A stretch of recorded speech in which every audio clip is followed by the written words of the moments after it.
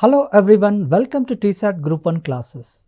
In the previous class, we have discussed about the satellites, natural and artificial satellites. We have also discussed about the orbitals. We have also talked about the launch vehicles of India, and we have also talked about why do we use these launch vehicles, and we have also talked about why we have different stages in the launch vehicles. And today we will discuss about the rest of the things. In this class, let us see what we have to do is, we have to talk about the launch vehicles of India. We have different types of launch vehicles. You can see here we have SLV-3, we have ASLV, PSLV, and then we also have a GSLV, Mk2 and Mk3. See, satellite launch vehicle, this SLV-3 is India's first satellite launch vehicles. The fuels that we use here is a solid fuel. It has 4 stages and it weighs 17 tons and 22 meter height, and it's capable of placing a 40 kg class payloads in the low Earth orbits. So it was successfully launched on July 18th, 1980. And then the next satellite launch vehicle is ASLV. So this is an augmented satellite launch vehicle. The liftoff weight is 40 tons. It has a 24 meter tall and it has 5 stages. In all the 5 stages, we will be using solid propellants. The payload capacity is up to 150 kg satellites, and this 150 kg satellites it can put in a circular orbits around 400 kilometers above the Earth. The first developmental flight took place on 24th March 1987. And before going to learn about the satellites, we were talking about solid propellants, we were talking about various stages. What is this fuel all about? Now let's learn some fuels, what kind of fuels that we'll use, and then we'll talk about the launch vehicles of PSLV and GSLV. So the fuels we will talk about MMH plus MON. So MMH is nothing but it's a monomethyl hydrazine. There you can see what monomethyl hydrazine is. It is actually a clear colorless hygroscopic liquid. So this absorbs moisture. Hygroscopic means it actually absorbs moisture from the air. It is actually a mild alkaline base and a very strong reducing agent. So it is soluble in hydrocarbons. The mixed oxides of nitrogen, that is MON, are solutions of nitric oxide in dinitrogen tetroxide or nitrogen dioxide, that is N2O4 and NO2 is mixed with MMH, and these two will become the fuel of it is nothing but it's a fuel, or we can call it as a propellant. So it is issued as an oxidizing agent. So this is another fuel that we'll use is HTPB, that is hydroxyl terminated polybutadiene, that is HTPB. So this is used in composite solid propellant. So what do you mean by propellant? We were using this word propellant and fuel. Propellant is nothing but it is a mass. Expanding this mass is actually create a thrust. The thrust is the reason that the satellite will be taken into the space. So HTPB is synthesized through both free radical and ionic polymerization methods. So this HTPB actually binds the oxidizing agent agents like ammonium perchlorate or ammonium nitrate. So upon this oxidization, it actually creates thrust, and thrust is the responsible for satellite to move into the space. And the another important fuel is UDMH and N2O4. This N2O4, the nitrogen tetroxide, it's became the storable liquid propellant. So this is the structure of the UDMH.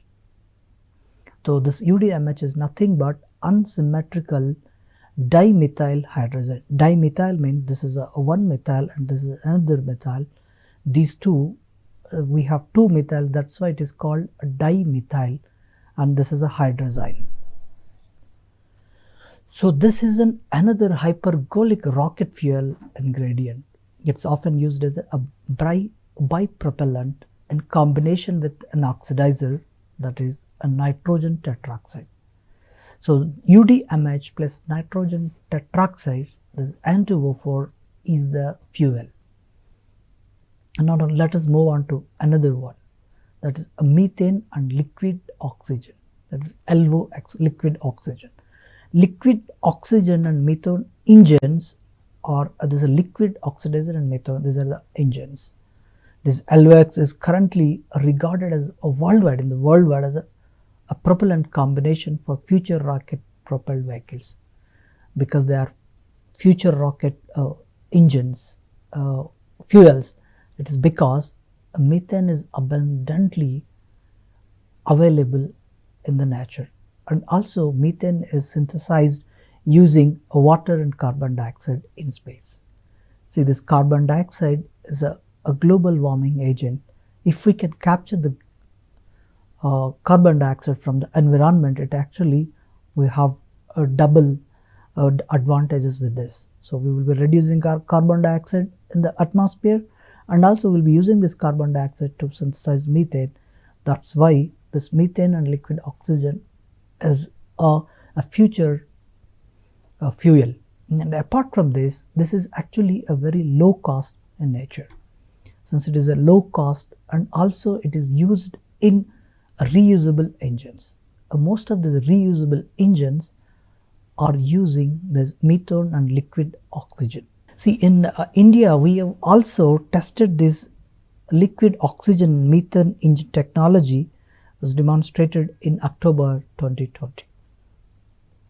Now let us move on to the engine. What kind of engine that we use? We have the first engine that we have used is the 𝗧𝗪𝗏 engine. The 𝗧𝗪𝗏 engine is a liquid fueled rocket engine. It's conceptualized and designed by the Liquid Propulsion System Centers, that is LPSC. That is LPSC is in Valiyamala in Kerala, and this is responsible for design, development and system engineering of the high performance space propulsion systems, that's employing this earth storable cryogenic propellants for ISRO's launch vehicles and satellites. So this 𝗧𝗪𝗏 engine, there is an interesting story about this 𝗧𝗪𝗏 engine. 𝗧𝗪𝗏 means it is a VIK, that is taken from Vikram, and then A is taken from Ambalal, and this S is taken from Sarabhai. Vikram Sarabhai is a pioneer in this. So Vikram, on his name we have taken that word 𝗧𝗪𝗏. In this 𝗧𝗪𝗏 engine is actually we have re-engineered using the Viking engine. This Viking engine is actually the France supplied this first engine to India, and using that engine we have actually developed this 𝗧𝗪𝗏 engine. So that is another important thing that we have to understand. France is the country that supplied engines to us for the first time. This you can see here, the 𝗧𝗪𝗏 engine. And then there is another engine that we use is a cryogenic engine 20. This cryogenic engine is developed by ISRO. It is actually a liquid propellant engine. This is developed by high thrust cryogenic engine to be used for the upper stage of its heavy lift launch vehicle called GSLV Mark III. So because this since we are using this liquid propellants, this has high specific impulse. That means per kg or per gram fuel, it actually gives high thrust. This is rocket fuel performance is measured by this property called a specific impulse. Since we have high specific impulse, that's why we are using this liquid fuels. So for liquid fuels, we need a specialized cryogenic engines. That engine is nothing but cryogenic engine C20 that India is developing indigenously. And then we will talk about, since we have also talked about the fuels, now let us talk about the launch vehicles. Another launch vehicle that we will be using is this Polar Satellite Launch Vehicle. This is the third generation launch vehicle. First one was SLV and then ASLV, and this is a PSLV. It is a third generation launch vehicle. This launch vehicle has its specifications like you can see. The height is of 44 meters and it has a diameter of 2.8 meters. So what is this number of stages? This number of stages is 4. What is this? It's a 4 number of stages. The lift-off mass, that is the mass that when it lifts off from the earth, that is from the 𝗧𝗦𝗔𝗧, it has its weight of 320 tons. So this Polar Satellite Launch Vehicle has a variance. That is, we have 3 variations, that is PSLV-G, PSLV-CA and PSLV-XL. The first flight it took is on September 20, 1993. So we are talking about the stages, number of stages of this satellite launch vehicle. Last time we were discussing about the stages and what in each stage we will discuss about this.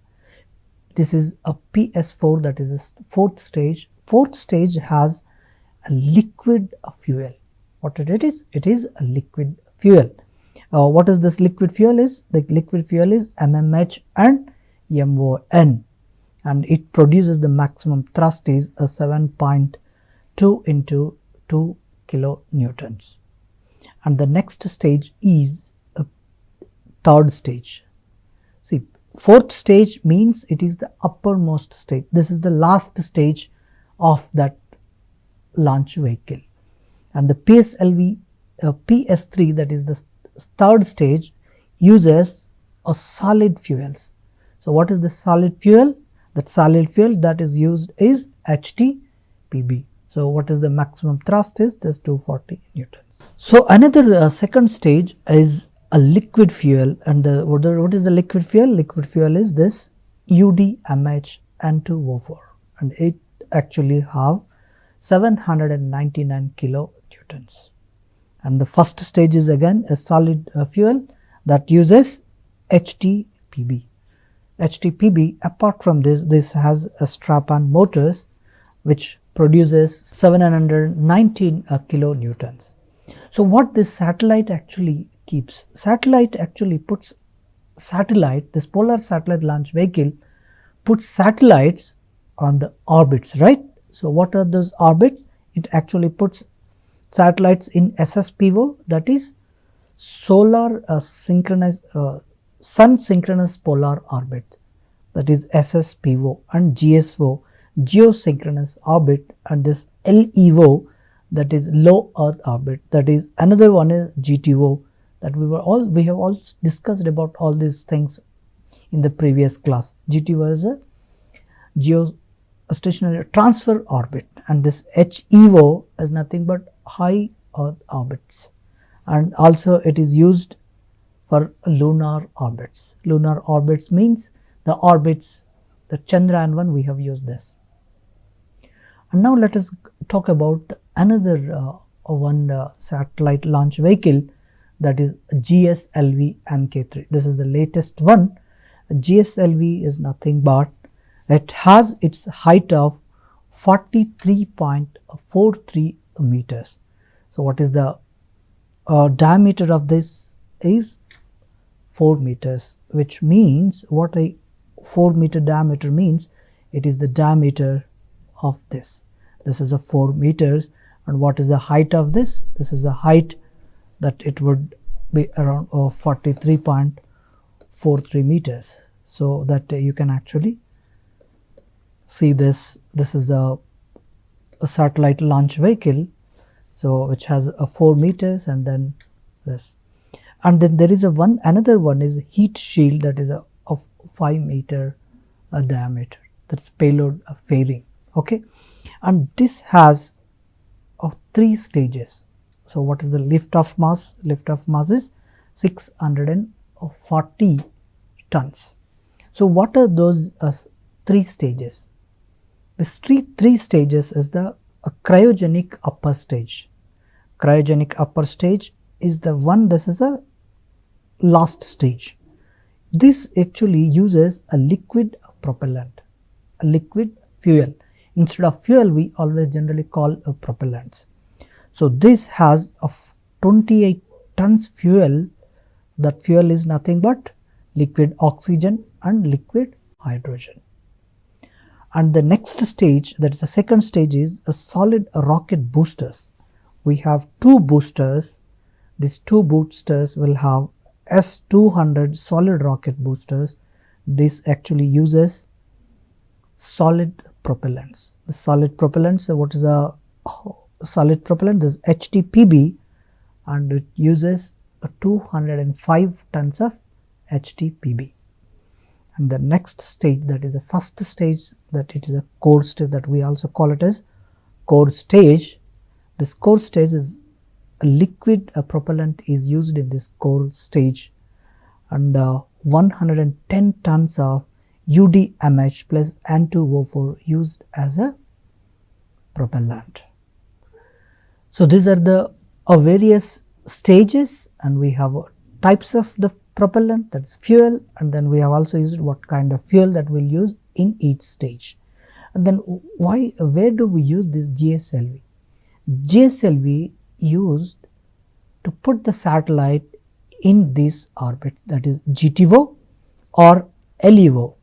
It can be used for both. If we use it for GTO, the maximum payload is a 4000 kg. If we use this for LEO, we'll use for 8000 kg payload. We know that why this is less here, why we more here payload, because this payload, this LEO is a low Earth orbit, it would be around 600 kilometers, whereas GTO has 35,000 kilometers. If you want to take a longer distance, you need to have a less payload, and if you want to take a lesser distance, we will be using more payload. That is how it works. So this is about a GSLV Mk3. And then now let's move on to the another one, that is applications. So what are the different types of applications that we use? See, this India, we have one of the largest constellation of satellites. These satellites are used in various applications. That is, these are the applications. That is Earth observation applications. That means we will use these satellites to observe the Earth, and then we will also use for satellite communication. Satellite communication, and we will also use this for disaster management support, and we will also use this for space science and exploration part. To explore the science, we will also use these satellites. These are the various applications. Now let's learn one by one about these things. So applications. Now Earth observation, meteorological satellite system and its application. This for Earth observation, we use this IRS, a system of satellites. This Indian remote sensing, this is the satellite systems. The satellite systems were first launched in 1988. This system of satellites are used for Earth observation. So these are initiated with launch and commission of IRS-1A. 1A, that is the first operational Indian remote sensing satellite, was in 1988. So some of the most prominent applications are the agricultural crops, agricultural crop inventory, and then water resource information system, and then groundwater prospects, and then forest working plans, biodiversity, coral mapping, and then potential fishing zones, and then ocean state forecast, rural development, urban development inventory, and the monitoring of glacial lakes and water bodies. And this also use this location based services using 𝗪𝗂𝐼C. We'll talk about 𝗪𝗂𝐼C constellation in detail. We'll also use for this disaster management support programs like for cyclones, flood mapping and monitoring. And also use this for landslide mapping and monitoring.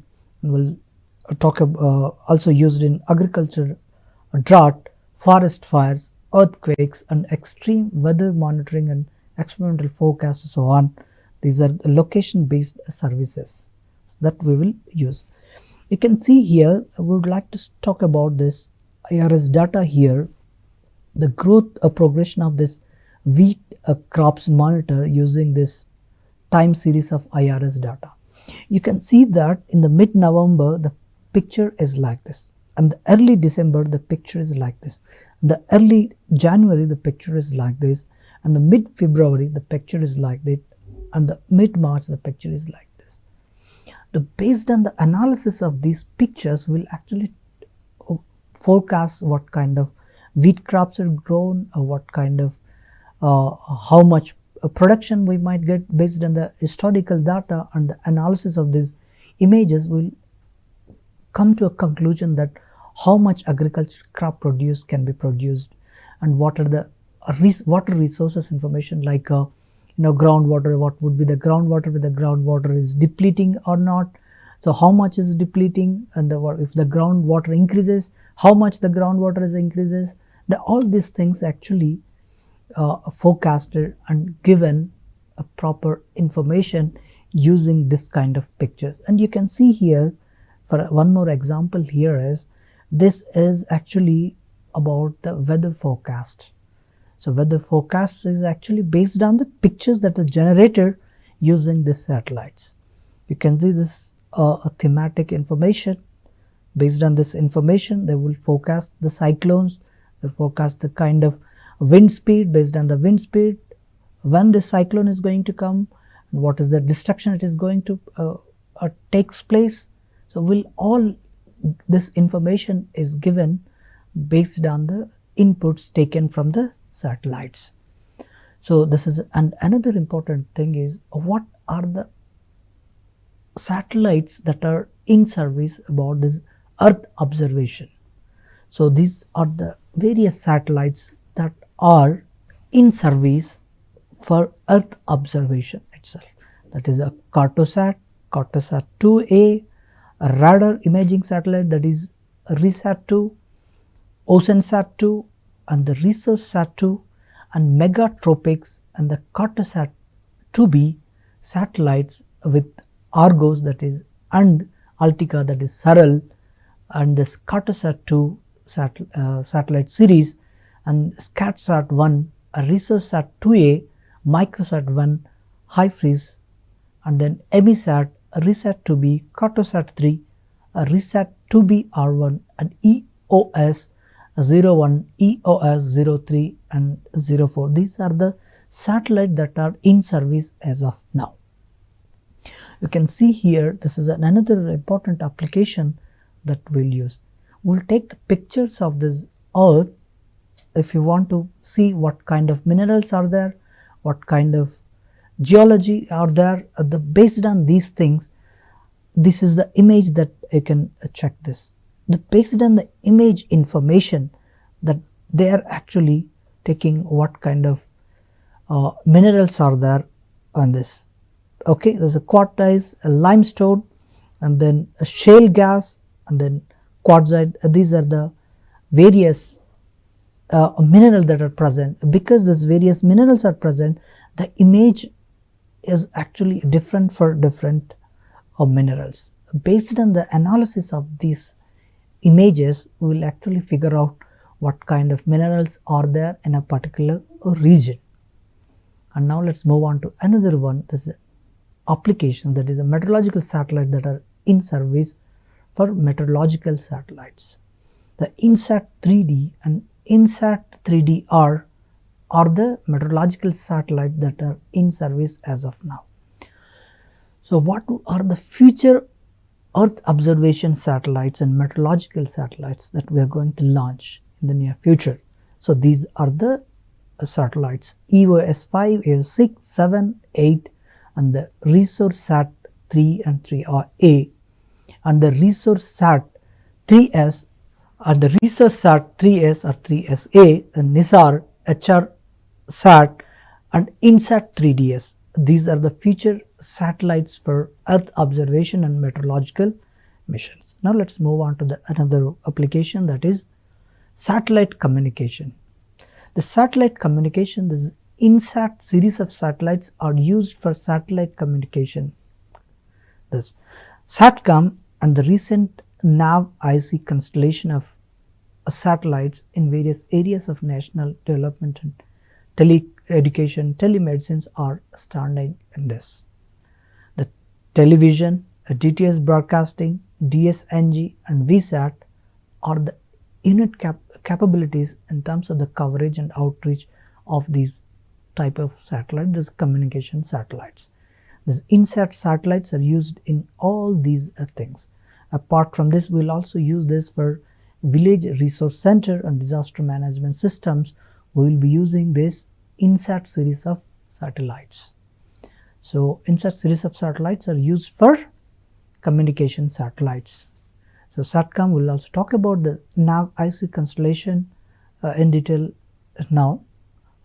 Let's move on to another one, that is application. This communication satellites that are in service are that GSAT-6, 8, 9, or this GSAT-9 is also called as South Asia satellite, and GSAT-10, 11, 14, 15, 16, 17, 18, 19, 29, 30, 31.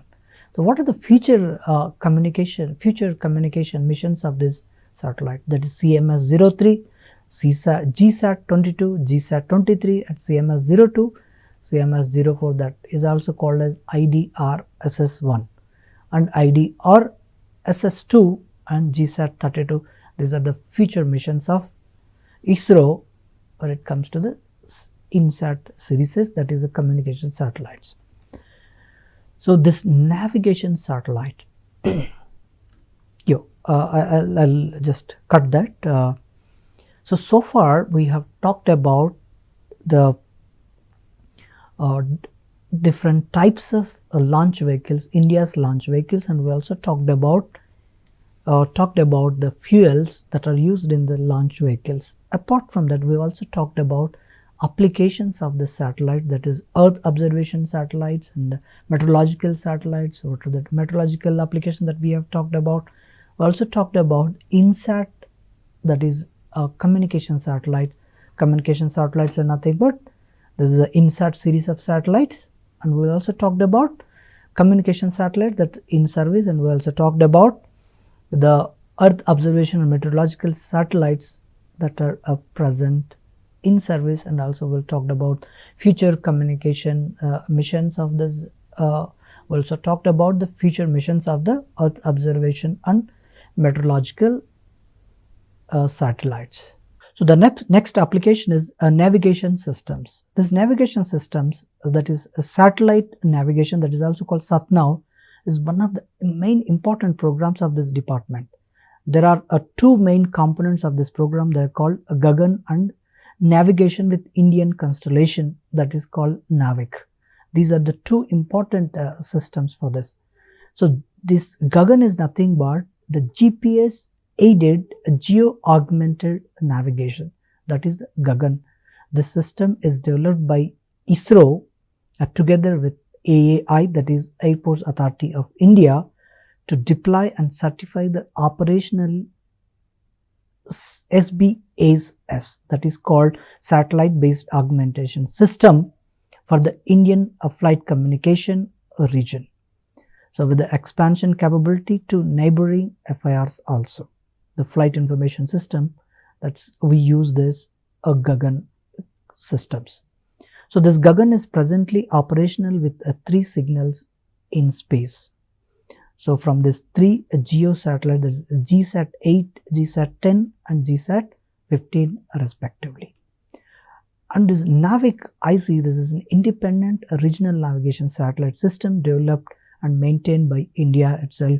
This is used for Indian maritime ships.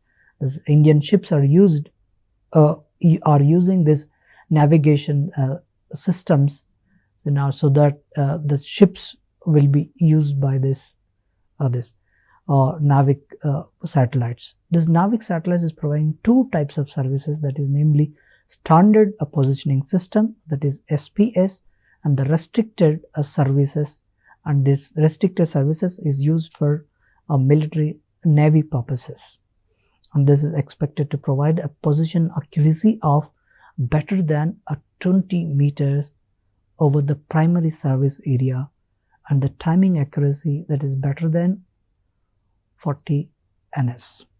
This IRNSS system consists of this ground segment and space segment and the user segment. The ground segment is the segment that is operational in various India's centers, and this space segment is nothing but the satellites, and the user segment is nothing but the users of this 𝗪𝗔 that will call as a 𝗪𝗪. This 𝗪𝗪 space segment constellation is configured with 7 satellites.